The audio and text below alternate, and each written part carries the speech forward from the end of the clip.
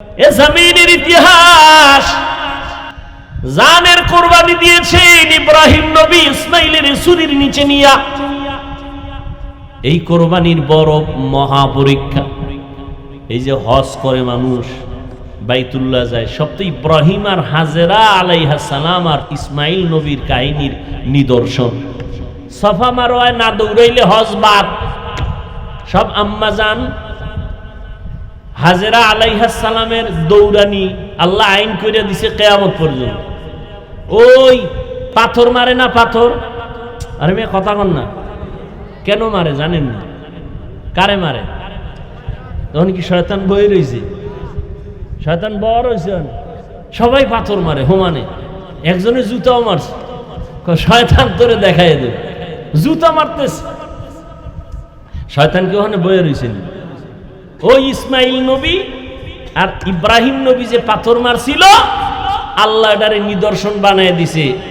এই এতটুকু কাজ করবি না, তুই জীবনভর তাহাজ্জুদ যদি পইরা বাইতুল্লাহর বুকে লাগায় কান্দ, তোর জিন্দেগীর সব ইবাদত বরবাদ। কোন চালাকি চলবে? চলবে না। বাইতুল্লাহ তাওয়াফ করো, জমজমের পানির জন্য হাজিরা পাগল। সারা দুনিয়ার চিকিৎসা বিজ্ঞানীরা থিওরি দিয়ে দিছে, জমিনে যত পানি আছে জমজমের মতো বিশুদ্ধ পানি জমিনের মধ্যে আর কোথাও দেখছেননি। সেই ইসমাইল শিশু বাচ্চার কান্না থেকে পানি শুরু, ওখান থেকে যেই পরিমাণ ছিল আজও সেই পরিমাণ আছে। হাজার হাজার হাজার হাজার কোটি মিলিয়ন ট্রিলিয়ন বিলিয়ন পানি মানুষগুলো নিয়ে যায় হাজি সাহেবরা, কিন্তু পানি কমেও না বাড়েও না। সুবহানাল্লাহ। না সাহাবায়ে কেরাম একদিন জিজ্ঞাসা করলেন, ইয়া রাসূলুল্লাহ, জমজম কূপের তলা কই? নবী বলেন, জমজম কূপের তলা হলো হাউজে কাউসারের সাথে লাগানো। দাঁড়াইয়া খায় গরুতে, দাঁড়াইয়া খাওয়া পান করা ইসলামে নিষেধ। তবে দুই জিনিস দাঁড়াইয়া পান করা সুন্নত। জমজমের পানি দাঁড়ায় করেন, বইয়া করলে গুনাহ হবে না, খবরদার। আবার পেছ লাগাইন না, কিলাকিলি বাজায়েন না। অনেকে আবেগে কিলাকিলি বাজায়। জমজমের পানির উপকার আছে প্রায় 25টার মতো। এর মধ্যে বড় উপকার কি? আপনার পানির পিপাসা কি ভাতে নিবারণ হবে? ফলে নিবারণ হবে? হবে না। কিন্তু জমজম পানি এমন একটা আল্লাহর নেয়ামত, পেটের ক্ষুধাও নিবারণ করে, পানির পিপাসাও নিবারণ করে। ভাত খাওয়া লাগবে না। নবী একটা খেজুর একটু জমজমের পানি দিয়া সাহারি খাইছেন, সারাদিন রোজা সাহাবায়ে কেরাম। আর আমরা সাহারি খাইতে খাইতে আজানও দেখা আরো খাইলাম। এমন খাওয়ানোর পাগল বাঙালি।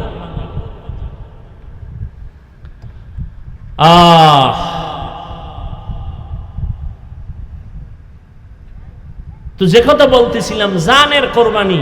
ইসমাইল ছুরির নিচে যাওয়ার জন্য বাবারে বলতেছে, বাবা তাড়াতাড়ি আমার জবাই দাও। সাতাজিদুনি ইনশাআল্লাহু মিনাস সাবিরিন, ইনশাআল্লাহ আমাকে ধৈর্য ধারণকারীদের মধ্যে আমাকে পাবেন রে বাবা। আমাকে তাড়াতাড়ি জবাই করেন, আল্লাহর ওয়াদার তাড়াতাড়ি পালন করেন। এর নাম হলো আল্লাহর কাছে নিজেকে বিলীন করে দেওয়া। ওরে নবীর উম্মতেরা, আল্লাহ পাক রব্বুল আলামিন পঞ্চম পরীক্ষা নিবেন ফলের ঘাটতি মানিয়ে। এখানে ইমাম শাফিঈ বলেন সন্তান দিয়ে আল্লাহ নিয়ে যাবেন। সন্তান হলো মা বাবার ফল। মহিলাদেরকে আল্লাহ কোরআনে বলছেন এরা ফসল উৎপাদনের ক্ষেত, আর ওই ক্ষেতের ফসল হলো সন্তান। ইন্নামা আমওয়ালুকুম ওয়া আওলাদুকুম ফিতনাহ। আল্লাহ বলেন সন্তান আর সম্পদ হলো মানুষের পরীক্ষার বস্তু। ইয়া আইয়ুহাল্লাযীনা আমানু লা তুলহিকুম আমওয়ালুকুম ওয়ালা আওলাদুকুম আন যিকরিল্লাহ। সন্তান আর সম্পদের ক্ষেত্রে সাবধান, তোমাদেরকে যেন আল্লাহর জিকির থেকে দূরে সরাইতে না পারে। আজকে আমরা যারা আল্লাহর মুহাব্বত থেকে দূরে, হয়তো সম্পদের কারণে, না হয় সন্তানের কারণে। এই বাবারা, সন্তান পাইয়া একটু কিউট চেহারা, কি প্রশংসা, চুমো খায়, এত সুন্দর বাচ্চা, তুমি একবারও কি আলহামদুলিল্লাহ বলছো? এত সুন্দর চেহারা কে দিছেন? সে আল্লাহরে কয়বার তুমি শুকর আদায় করে বলছো, আল্লাহ তুমি কত না সুন্দর? একবারও তুমি দিলা না। সন্তানটারে আব্বু আব্বু বইলা চুমাইলা, কত শতবার আব্বু বলে চুমাইছো, কিন্তু যে আল্লাহ এত সুন্দর চেহারা দিয়া বানাইছে, নই আল্লাহর কয়বার শুকর আদায় করছো রে নিমক হারাম? একবারও চিন্তা নাই। আল্লাহ সন্তান দিয়া পরীক্ষা নিবেন রে বাবা। সন্তান আল্লাহ দিবেন পরীক্ষা, সন্তান দিবেন না এটাও পরীক্ষা। আবার আল্লাহ পাক সন্তান দিয়া নিয়ে যাবেন, এটাও পরীক্ষা। ছেলে দিবেন পরীক্ষা, মেয়ে দিবেন পরীক্ষা। ওরে নবীরা আসে, আপনার আমার নবীকে আল্লাহ ছেলে দিয়েছেন, অল্প বয়সে আবার নিয়ে গেছেন। নবীর কোনো ছেলে বেঁচে ছিল না, আল্লাহর নবীকে 4টা কন্যা দিয়েছেন। ওই কন্যা দ্বারা আল্লাহ নবীর বংশ, নবীর ইজ্জত, নবীর নাম বজায় রাখছেন। কন্যার মাধ্যমে নবী বলেন, এত দামি ব্যক্তি আমি নবী, আমার কোনো ছেলে নাই, আমি 4 কন্যার বাবা। ও কন্যার বাবারা, একটা কন্যা যদি পাও তুমি একটা জান্নাতের মালিক হয়ে যাবে। কন্যা ভাইয়া হাদিস শুনে বাবাই খুশি। কিও আপনি খুশি কেন? আমি এক জান্নাতের মালিক হয়ে গেছি। মাইয়াডারে কি করছেন? কয় ওরে গ্রামীণ ব্যাংকের মালিক বানায় দিছে। এরম নাই? এর পর্দার আড়ালের আম্মা জানেরা, ও যুবক, কয়দিন আর যৌবনের বাহাদুরি করবা? চোখের সামনে লাশ আর লাশ আর লাশ, এমন কোন দিন নাই লাশের কোনো মিছিল নাই। আমি যে এতক্ষণ আপনাদের বয়ান শুনাইছি, একবারও কিন্তু বলি নাই ও যুবক বাবারা, ও বৃদ্ধ বাবাজিরা, আপনারা যারা ব্যবসা করেন সব বাদ দিয়া তাবলিগে মসজিদে গিয়া জিকির করেন, একবারও কিন্তু বলি নাই। যারা স্কুল কলেজে পড়ো যুবক বাবারা, বলি নাই আমাদের মাদ্রাসায় চলে আসো, স্কুল কলেজ বন্ধ করে দাও, বলি নাই। চাকরিজীবীদের বলি না চাকরি ছেড়ে দাও, বরং আমি বলে গেলাম ওরে যুবক, আল্লাহর মোহাব্বত নিয়ে বলি চাকরি করো আলহামদুলিল্লাহ, সারিও না। ব্যবসা করো, করো, বাধা নাই। স্কুলে পড়ো, কলেজে পড়ো, বাধা নাই। তুমি ডাক্তার হও, ইঞ্জিনিয়ার হও, তুমি একজন প্রফেসর হও, তবে আমার দাবি কখনো তুমি বেয়াদব হইও না। তোমার ব্যবহারে কোনোদিন যেন তোমার মা বাবা কষ্ট না পায়, তোমার কপাল নষ্ট হয়ে যাবে। তোমার ব্যবহারে যেন উলামায়ে কেরাম কষ্ট না পায়, তোমার আচরণে যেন কোনো মুরব্বীরা কষ্ট না পায়। তুমি একজন আদর্শবান ডাক্তার হও, আদর্শবান ইঞ্জিনিয়ার হও, তুমি একজন আদর্শবান প্রফেসর হও। তুমি কলেজে পড়ো বাবা, নবীর তরিকা মানিয়া চলো, উলামায়ে কেরামের পরামর্শ নিয়ে চলো। যুবকেরা, তোমার মতো যুবক স্কুলে কলেজে পড়ে, 5 ওয়াক্ত নামাজ পড়ে, মিথ্যা বলিও না, আছে না নাই? বালিশে মাথা লাগায় একটু চিন্তা করিও, তুমি কেন পারো না রে বাবা? তোমার মতো যুবক রাস্তায় গাড়ি চালায়, ড্রাইভারি করে, নামাজ ছাড়ে না, মনটারে একটু প্রশ্ন করো, তুমি কেন পারবা না? তোমার মতো যুবক র্যাব, আর্মি, পুলিশ, বিডিআরের চাকরি করে, নামাজ ছাড়ে না, ব্যবসা করে, নামাজ ছাড়ে না, তুমি কেন পারবা না? চেয়ারম্যান, মেম্বার, এমপি, মন্ত্রী নামাজ পড়ে, দাড়িওয়ালা, অভাব নাই, তুমি কেন পারবা না? ও যুবক বাবা, মোনাজাতে কত যুবক কান্না করে, তোমার চোখে পানি আসে না কেন? গুনার কারণে আমার আল্লাহ বেজার, মা বাবার অভিশাপ তোমার কপালে বুঝি লেগে গেল। এখনো সময় আছে, আমার আল্লাহ দয়ার নজরে ডাকতেছেন, তওবা কর। জীবনের গুনাহ এক তওবার দ্বারা আমি সব মাফ করে দিব। ও যুবক বাবারা, আমি একটু আগেও বলেছিলাম হেদায়েতের মালিক আমার আল্লাহ। কপাল যদি পুড়িয়া যায়, নবীজির বয়ানও আবু জাহাল কালেমা পড়ে না। আর যদি আল্লাহ কপালটা খুলিয়া দেন, নবীরে জবাই করতে আসিয়াও কালেমা পড়ে নেয়। জানি না এই জমিনে কিছু মানুষ এমন আছে আবু জাহালের মতো পাথরওয়ালা অন্তর নিয়া হাজারো পায়ে ধরিয়া বয়ান করলে কালেমা পড়বে না, তওবা করবে না, বাইরে গিয়া বিরোধিতা করে গুনাহগার হবে। আর একদল আল্লাহর বান্দা ওমরের মেজাজওয়ালা গুনার কথা স্মরণ করিয়া উলামায়ে কেরামের মজলিসে বৈশা হঠাৎ তার দিলের মধ্যে দাগ কাটছে। মনে মনে ভাবে, আল্লাহ, জীবনে কত অন্যায় করেছি কেউ জানে না, আব্বা আম্মা কেউ জানে না, আমার আপন জনেরা কেউ জানে না। ও আল্লাহ, আমি কত নামাজ ছাড়লাম, কত বেপরদায় চললাম, দাড়ি কাটলাম। ও আল্লাহ, তুমি জানো, জানিয়াও তো রাগ করে পানি বন্ধ করো নাই, বাতাস বন্ধ করো নাই। ও আল্লাহ, আজকে তওবার নিয়ত করে ফেললাম। কোন দিন মরণ হবে জানা নাই, গাড়ির নিচে, পানির নিচে লাশ আর লাশ, ঘুমের বিছানায় যুবকের লাশ। আর গুনার কাছেও যাব না, মা বাবারে কষ্ট দিব না। আজকে থেকে তওবা করে নিব। এইরকম যুবক কিছু আছে, তওবা করে ফেলবে, মনে মনে আল্লাহকে বলবে, আল্লাহ আর নামাজ ছাড়বো না, বেপরদায় চলবো না, মা বাবাকে কষ্ট দিব না, উলামায়ে কেরামের পরামর্শ নিয়ে নবীর তরিকা মানিয়া চলবো, আর দাড়ি কাটবো না, বেপরদায় চলবো না। ও যুবক বাবারা, ও বৃদ্ধ বাবাজিরা, আপনাদের মতো কত বুড়া মানুষ মসজিদে গিয়া 5 বেলার নামাজ পড়ে, আপনি কেন পারবেন না?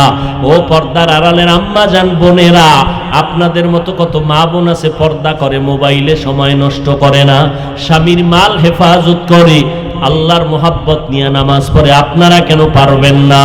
আল্লাহ সন্তান দিছেন, নেককার সন্তান বানায়া যান, ডাক্তার বানাবেন, কোরআন পড়াইয়া যান। সন্তানটা কোরআন পড়বে, ডাক্তারি পড়বে, মা বাবার জন্য দোয়া করবে। ও পর্দার আড়ালের আম্মা জানেরা, তওবার নিয়ত করে তওবা করেন। পিছনে যত গুনাহ করছেন, সামনে আর কোনো অপরাধ করবেন না। আল্লাহর কাছে মনে মনে বলেন, ও আল্লাহ, সন্তানটারে আদর্শ মানুষ বানাবো, নামাজ ছাড়বো না, বেপরদায় চলবো না, স্বামীর মালের খেয়ানত করব না।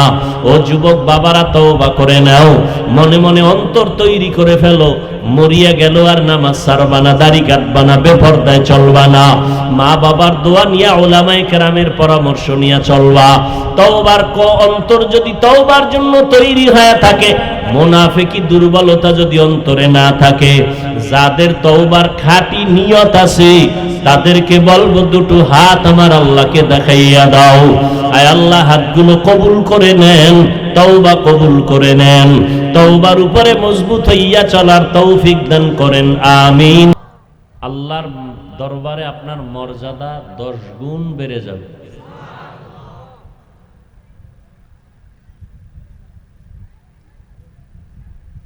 যাদের আয়োজনে আজকের এই প্রোগ্রাম, সময়, পরামর্শ, অর্থ দিয়ে দোয়া করে উপস্থিত হয়ে মাইক, লাইট, প্যান্ডেলের ব্যবস্থাপনার মাধ্যমে সহযোগিতা যারা করেছেন, প্রত্যেককেই আল্লাহ পাকের খেদমতের বরকতে দুনিয়াতে শান্তি, পরকালে মুক্তির ব্যবস্থা করে দিন। তোমার সাউন্ডটা আরো ক্লিয়ার করো, ভেতরে আটকানো কেন? ওয়াজ মাহফিল একটা হেদায়েতের অপারেশন থিয়েটার। পৃথিবীর হসপিটালে মানুষের অপারেশন হয়, হসপিটালে অপারেশন হয় দেহের, দ্বীনের প্রোগ্রাম মজলিসে অপারেশন হয় রুহের। রুহ যেমন দেখা যায় না, অপারেশনের অস্ত্র দেখা যায় না। দেহ যেমন দেখা যায়, অপারেশনের অস্ত্র দেখা যায়।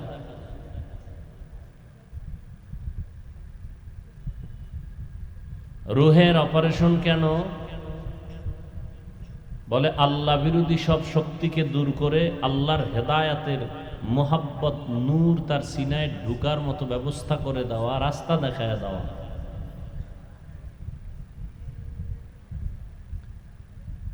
এজন্য আলোচক বা উলামায়ে কেরামের দায়িত্ব, উম্মাহকে হেদায়াতের পথ দেখাবেন। হেদায়াত দিতে পারবেন না, দেওয়ার ক্ষমতা আল্লাহ ছাড়া কারো হাতে নেই। আপনাদের জানা মতে হেদায়াতের মালিক কে? নবীজির হাতেও যদি থাকতোই তো আবু জাহালকে নবী কালেমাওয়ালা বানাতে পারলেন না কেন? নবীর কলিজার টুকরা চাচা আবু তালিব, আবুল আহাবকে কালেমাওয়ালা বানাতে পারলেন না কেন? হেদায়েতের চাবি কার হাতে? আল্লাহ যদি কপালটা আটকায় দেন তো আমি কেন আর বাইতুল্লাহর ইমাম কেন? নবীজির বয়ানও কালেমা নসিব। কত বড় নিকৃষ্ট হতভাগা যে নবীজির বয়ানও কালেমা পড়ে না। এরকম দুই একটা কপাল পরার নাম আপনাদের জানা আছে? জবাব দেন, বলেন তো দুই একজনের নাম। এইমাত্র তো বললাম আবু জাহল, জেহেল না জাহাল, নাম হলো ইমাম গজালি। বলে গজ্জালি না, গজালি বিশুদ্ধ উচ্চারণ, গজ্জালি না।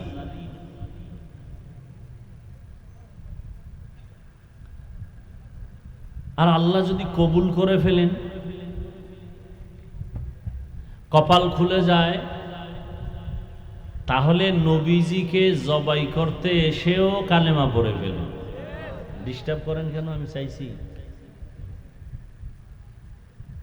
নবীজিকে জবাই করতে এসেও কি পড়লো? বলেন, সত্য কথাটা স্বীকার করেন না ভাই। কে এমন ব্যক্তিটাকে কপালওয়ালা? বলেন বলেন। ওমর ফারুক রাদিয়াল্লাহু তাআলা আনহু, আনহা না আনহু, আনহু, মহিলা সাহাবিয়া আর পুরুষ হলো সাহাবি, বহু বচন সাহাবা। রাদিয়াল্লাহু আনহু, নারী হলে হবে রাদিয়াল্লাহু আনহা। একাধিক পুরুষ হলে সাহাবায়ে কেরামদের হবে রাদিয়াল্লাহু আনহুম। মহিলারা একাধিক হলে হবে আনহুন্না।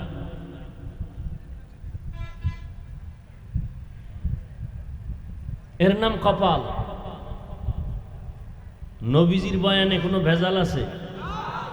এরপরও কালেমা পড়ে নাই কে? আবু জাহাল। নবী কতবার দাওয়াত দিলেন,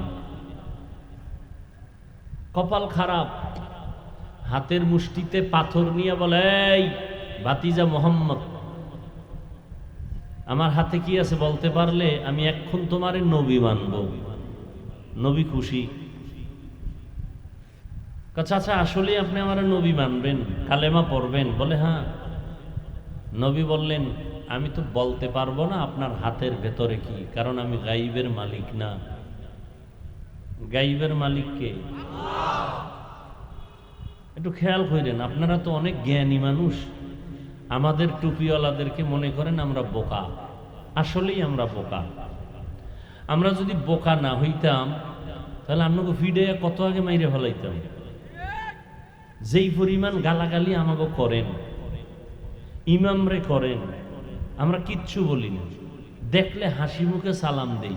জানি আপনি আমারে গালি দিছেন, জানি আপনি ফেসবুকে অনেক কিছু লেখেন, এরপর খারাপ আচরণ কোনো আলেম করে না। আমরা বোকা এই জন্য। আপনি গালি দেন, আমরা সালাম দেই। আপনি দেন গালি, আমরা দেই সালাম। আমরা বোকা।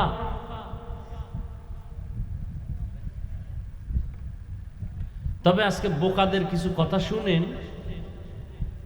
যদি আপনার মহাজ্ঞানী কথাগুলো ধরে, মানেন আর না মানেন, একটু স্বীকার করেন যে হ্যাঁ এটা সত্য, এটা মিথ্যা। কি কথাটা বলতে গিয়ে আনলাম? হাতের মধ্যে কি পাথর। কিছু কথা শোনার নিয়ত আছে তো ইনশাআল্লাহ। আপনাদের এই অঞ্চলে তো বয়ান করতে খুব পেরেশান হতে হয়। এই একজন আবেগ হল। এই সমস্ত চিল্লাচিল্লি করা মজলিসের সাথে বেয়াদবি ছাড়া কিছুই না। চিল্লাচিল্লির ময়দান আলাদা। ফিলিস্তিনে যান, চিৎকার দেন।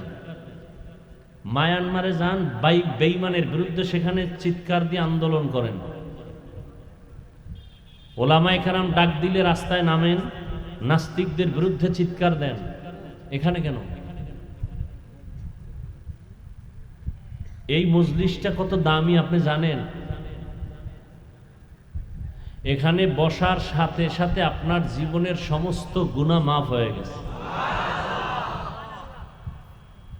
আল্লাহ নিয়ে আসছেন, আপনার বাবায় পাঠায় নাই, আপনি জোর করে আসতে পারেন নাই। কে নিয়ে আসছেন?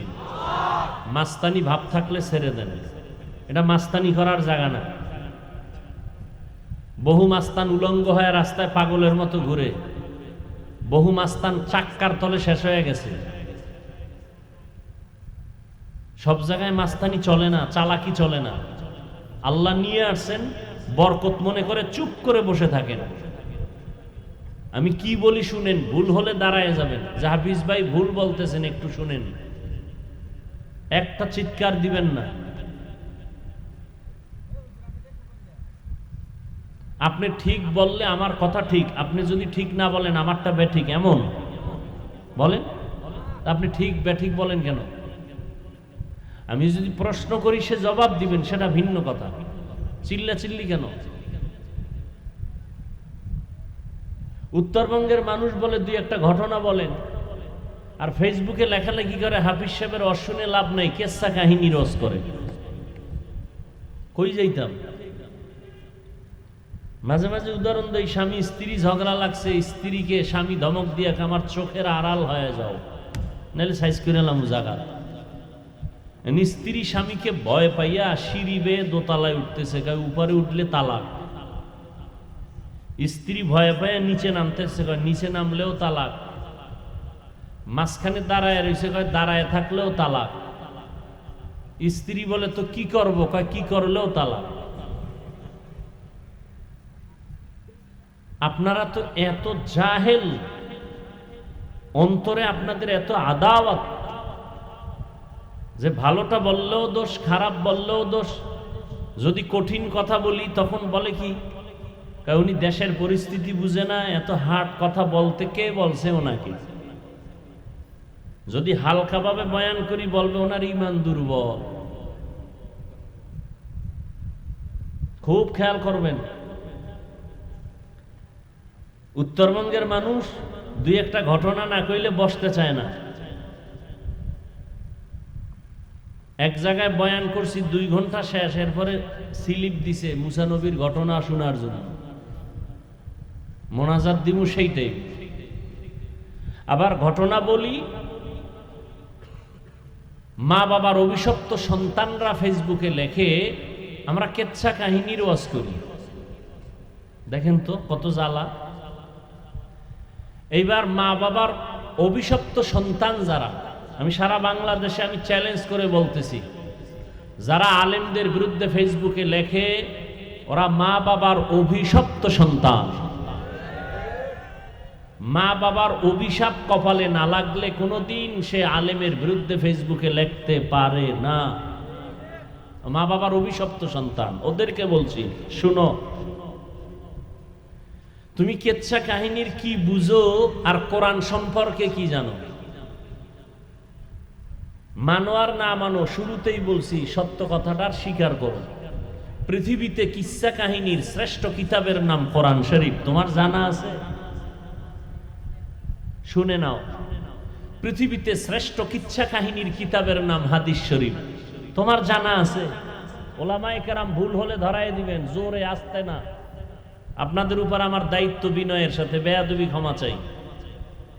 শ্রেষ্ঠ কিচ্ছা কাহিনীর কিতাব কোরআন শরীফ, কিচ্ছা কাহিনীর শ্রেষ্ঠ কিতাব হাদিস শরীফ। এবার আলেমরা আমাকে একটু অ্যান্সার দিবেন, সাধারণ মানুষ বুঝে যাক। কোরআন শরীফে গরুর কিচ্ছা আছে না নাই? বাঘের কিচ্ছা আছে না নাই? আছে। কোরআন শরীফে পিপিলিকার কিচ্ছা আছে, কোরআন শরীফে হাতির কিচ্ছা আছে, কোরআন শরীফে সাপের কিচ্ছা আছে। তুমি কি জানো বেয়াদব? তুমি কি বুঝো কোরআন শরীফ সম্পর্কে?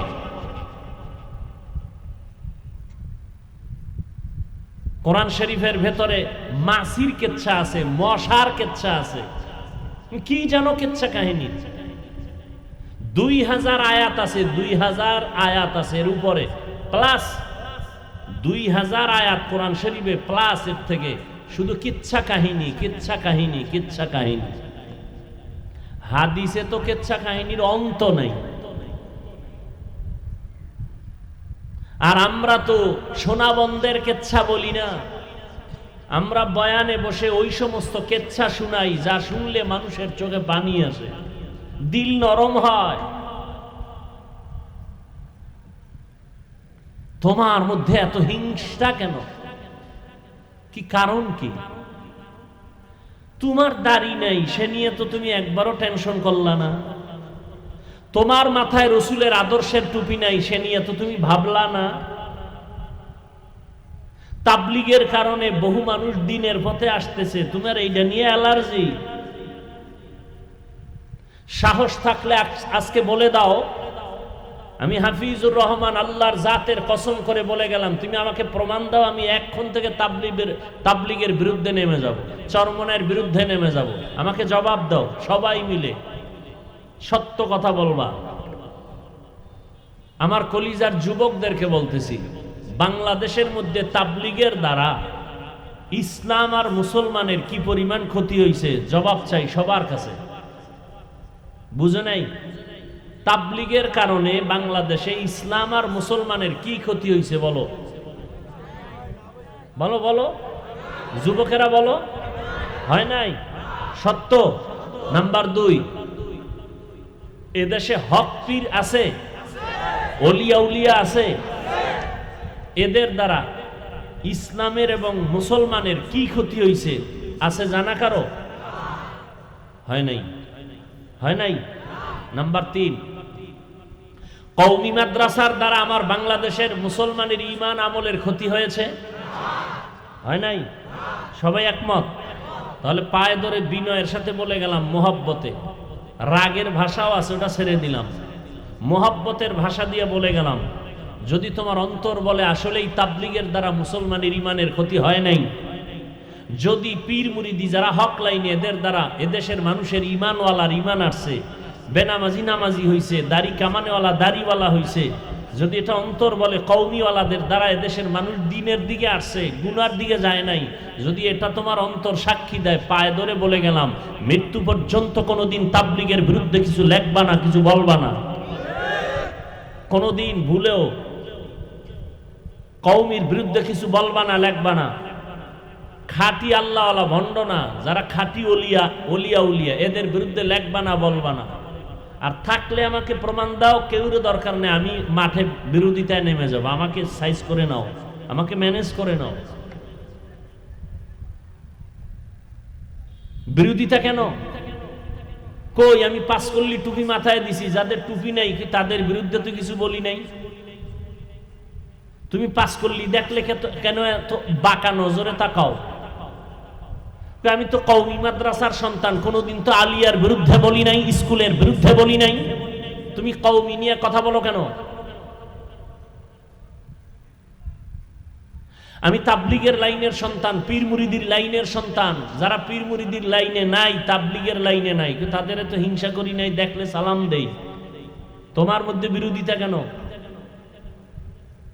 লাথি মারার গুণটা অর্জন করেছো, বুকে লাগাইয়া বুঝাবার গুণটা অর্জন করতে পারো নাই।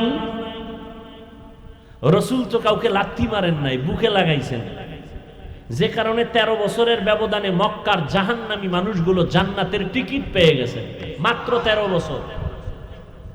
তোমার আদর্শ এমন কেন? আমি হাফিজুর রহমান রে 13 বার গালি দিছো, হেদায়েতের দোয়া করছো কয়বার? কই নবীর আদর্শ তোমার আদর্শ? আল্লাহ আমাদের সব ভাইকে হেদায়েত দান করুন। আমি 20 রাকাত তারাবি পড়েছি, কোনোদিন তো 8 রাকাতওয়ালারে হিংসা করে গালি দেই নাই। তুমি 20 রাকাতওয়ালারে নিয়ে কথা বলো কেন? আমি আলহামদুর পরে আস্তে আমিন বলি, যারা জোরে বলে তাদের তো হিংসা করি নাই, সালাম বন্ধ করি নাই। আপনারা কেন আমাদের আস্তে আমিনদারে জোরে বানাবার ফিকির করেন?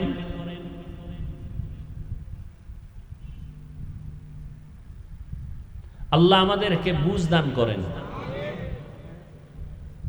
আমি নাভির নিচে হাত বেঁধে নামাজ পড়ি, যারা বুকে হাত বাঁধে তাদের তো গালি দেই নাই। আপনি কেন আমার নাভির নিচের হাত দিয়ে টানাটানি করেন? নাম্বার শেষ। 20 রাকাত পড়ছি, 8 রাকাত পড়ছেন, আমি আস্তে আমিন বলছি, আপনি জোরে আমিন বলছেন।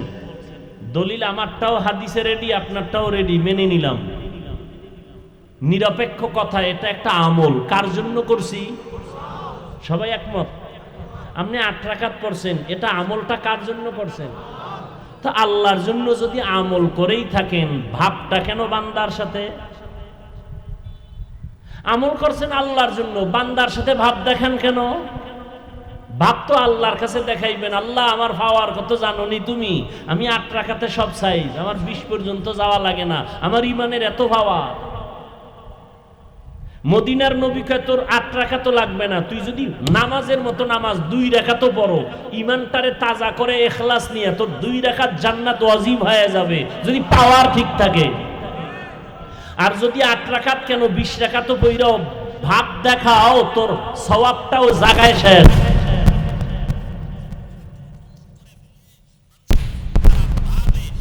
নষ্ট করে ফেলে।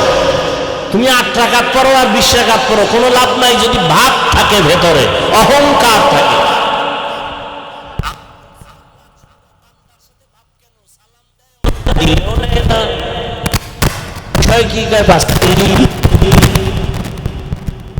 একটা টুপিকে কেন্দ্র কইরা দূরে ফেলায় দিছে, তাহলে টুপি সারিয়া।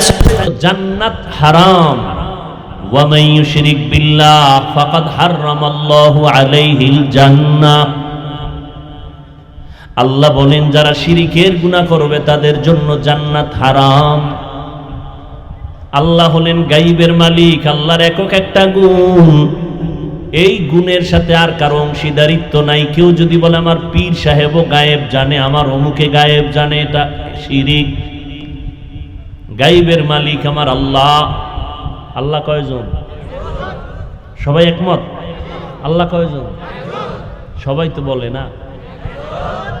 আল্লাহ কয়জন? আচ্ছা, আল্লাহ যে এক, কোন দিক থেকে এক বলেন?